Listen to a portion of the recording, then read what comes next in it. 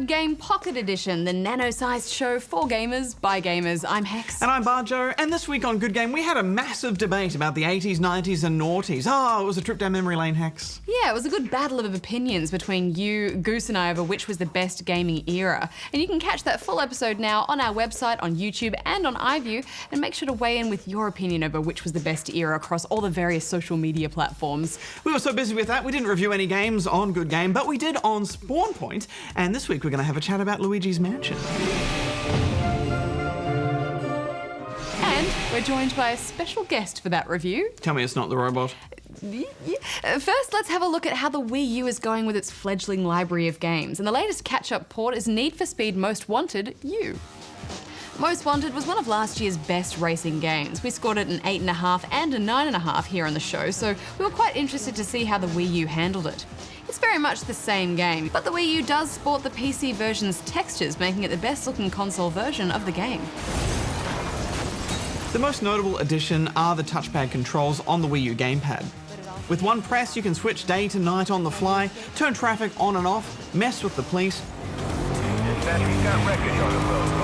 and swap cars and their paint. It's not a big addition, but it is kind of fun to fool around with for a bit. However, I did find the Wii U gamepad a bit uncomfortable to drive with though. Yeah, and we did try the Pro Controller as well, but I don't know, none of the control options just felt as comfortable as the 360 or PS3 controllers. And I certainly wasn't going to use the Wiimote in the wireless, weird steering wheel thing. The one benefit of the Wii U pad is being able to enjoy some remote play, continuing to play Most Wanted U away from the television, such as in bed or on the toilet. Gross. But yeah, all Wii U games should have this option. Make it law, Nintendo. It does look good on the gamepad, but that crushed resolution does make it a little bit hard to see some of the debris on the road, so I did have a few crashes that I felt were a bit unfair. At the end of the day, I'd still prefer to play this on one of the other console versions because of the controller or on PC, but it's still an incredible game, so I stuck with my original score of 9.5. Yeah, I stuck with my original score of 8.5 too. Now, you've also been playing the Neverwinter Dungeons & Dragons beta. How's that shaping up? It's nice playing an MMO again. I like having an MMO in my life. I didn't have a huge amount of time with this beta, but there is a lot to like. When it comes out, it will be free to play with microtransactions, but I wasn't really able to see how that model is set up yet. It's based on the Dungeons & Dragons 4th edition rule set. I'm not a huge D&D guy, so some of that is lost on me, but I liked the dungeon crawling a lot. And I did enjoy the abilities I was able to unlock with my rogue. They hit with impact and are flashy enough. And the targeting system works well too, even if the movement feels a little fixed and wonky at times. Plus, there is a breadcrumb trail that you can follow, just like in the Fable games, to get to your next quest objective, which at first I thought, but then I kind of... 3 cheers for the hero of Sleeping Dragon Bridge. Hip, hip.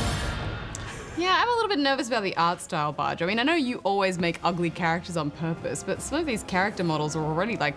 bleh.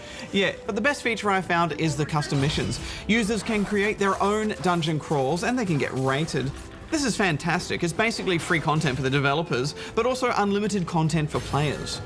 Overall, there isn't much of a wow factor with Neverwinter, but this is by the devs who did City of Heroes and Champions Online and Star Trek Online, so there is developer experience behind this game. It is only in beta though, but it has excited me enough to want to check out the full release. All right, well, we should head off to the Ask Good Game desk. Yes! Good game! Okay, well, this week we've got a question from Sam in Sydney, New South Wales. Hey Gigi, I've been playing the new SimCity and I stuck with it through the launch debacle and had fun when it actually worked, but it's still so broken. I often get disconnected from servers, my cities regularly boot me out and need to be rolled back, trading between cities still barely seems to work, and worst of all, I can't even get into most of my cities anymore. Are you guys getting these problems still, or is it just me? And what's your opinion about the dodgy claims of cloud computing and all that? Cheers, Sam. Well, Sam, sadly, yes. A lot of the Good Game team is in the same boat as you. In fact, we've been playing and enjoying the game, but it's doing a pretty solid job of infuriating us. Yes, I was working on a city just the other day and took out a whole bunch of bonds and built a few $100,000 worth of stuff when, bam, I had one of those rollback errors where your city's not processing properly. And when I got back, I still had all the debt, but all those buildings were gone. Thanks, game. It's infuriating. Yeah, and one of our team had set up a whole private region with 8 big cities, and he can't get into any of them anymore. They just refuse to load or hang in the load screen forever. But online server issues aside, the actual game is also starting to reveal some pretty broken mechanics. Since traffic is so important for generating trade and making the whole simulation run, your whole city can just go down the toilet if you get gridlocked, which seems to inevitably happen once you have a few 100,000 people in your region. So you can really understand why they didn't give us bigger plots of land, considering filling up just one of the small ones they give you pretty much breaks the whole game. Yeah, but having said all that, for some reason we're still finding ourselves putting up with these issues and coming back to these things, so they're doing something right. As for all of the cloud computing claims, it is very tempting to feel like calling them out just for straight up lying. Yeah, and for those who aren't quite up with the controversy, basically Lucy Bradshaw, the general manager of Maxis, stated on a few occasions that the always online requirement wasn't for DRM, but actually because the game used a lot of computing to run the simulation. And we even said that in our review. But since the game has come out, some people have managed to enable the game's debug mode to run the entire game offline, running the whole city and region simulation just fine. And even a supposed source from the developer Maxis has called bull on the whole cloud computing thing. So it just seems like it would actually be a fairly simple matter to just let us play single player offline like a lot of us wanted to. And for the record, I'm actually okay with DRM hacks as long as it's not intrusive in the gameplay. But this isn't about DRM, it's about the functionality of the game and what they've said that it actually does. Well, anyway, that was a long answer, but how about we see what you all thought of SimCity for this week's You Review. Let's start off in the negative end of the spectrum with Radko here, who obviously isn't a fan of the genre, saying, "How is building a city fun?" 1.5 stars. Clearly not your cup of tea, Radko. James here wasn't impressed either, saying, "Crap, boring and repetitive. Just bring out Sims 4 instead of this waste of time." 3 stars. Well, James, there's no denying making virtual people go to the toilet and work is a much better use of time. While Moacho 3 seemed to still be hampered by server issues. "I hate this game. I always want to connect to my friend's server thing and it never works." 1 star. But Deadly was more generous, adding, "I liked all the games, but now there is a multiplayer part. Nope. But like it, 5 out of 10. Giving it 6 stars. In Rock 70, meanwhile, had some harsh words, but I think he ultimately enjoyed it, saying, "This is shit," but then he gave it 9.5 stars. While Veterist had a positive experience, stating, "The classic city sim is back. And while it's fairly broken at the moment, I've had many hours of fun with this title. It'll be interesting to see how this game develops of time." 8 stars. And finally, for the week, we'll end with some unabashed love from Christian1625, who claims best game ever, no exaggeration, and scored it a perfect 10. Well, quite a range of opinions there, but on that note, back to the studio.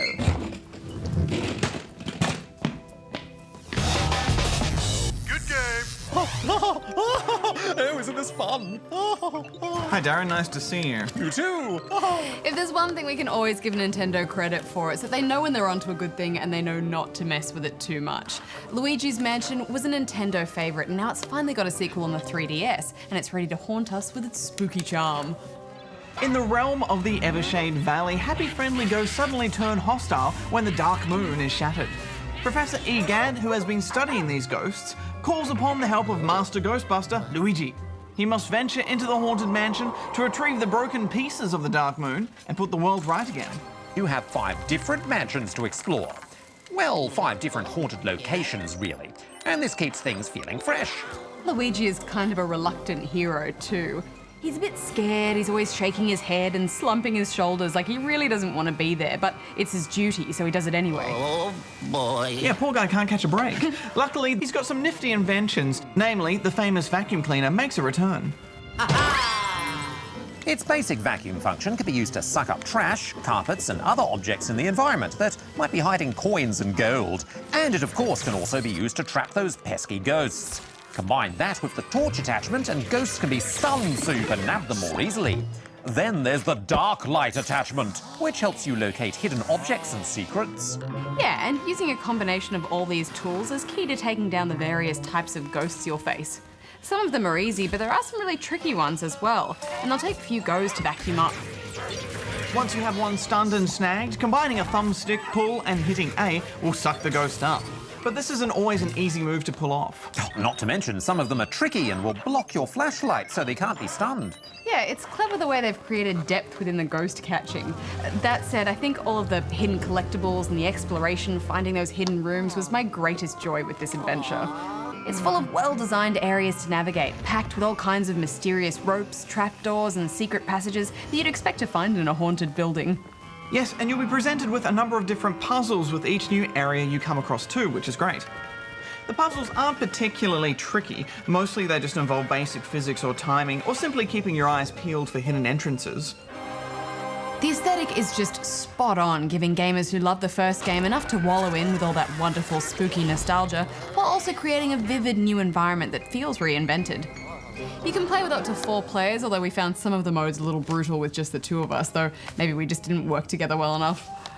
Ghost in this room, Darren, quick, come to the left. Darren! I'll be right there. I'm just having a look. Oh, Darren! Get in the team down! Well, I think fans of the original will find it to be a fine sequel, but also newcomers will have a ball as well. It's easy to see why it's a Nintendo favourite. I gave it 8.5. I think some will find it not very challenging, but I agree with you completely. It's a great game. I gave it 8.5 as well. Good game. Well, time is up for another episode of Good Game Pocket Edition, and don't forget you can always catch full episodes of Good Game every Tuesday night at 8:30 p.m. on ABC2. That's right, and the next one will be a jam-packed show with Monster Hunter 3. We may even slip a you walking there. Yes, we may. Well, until then, Bajo out. Hex out. Darren out. All right, Darren, back to ABC3 with you. Oh, but I just got settled in. You get out. You get over there. Oh.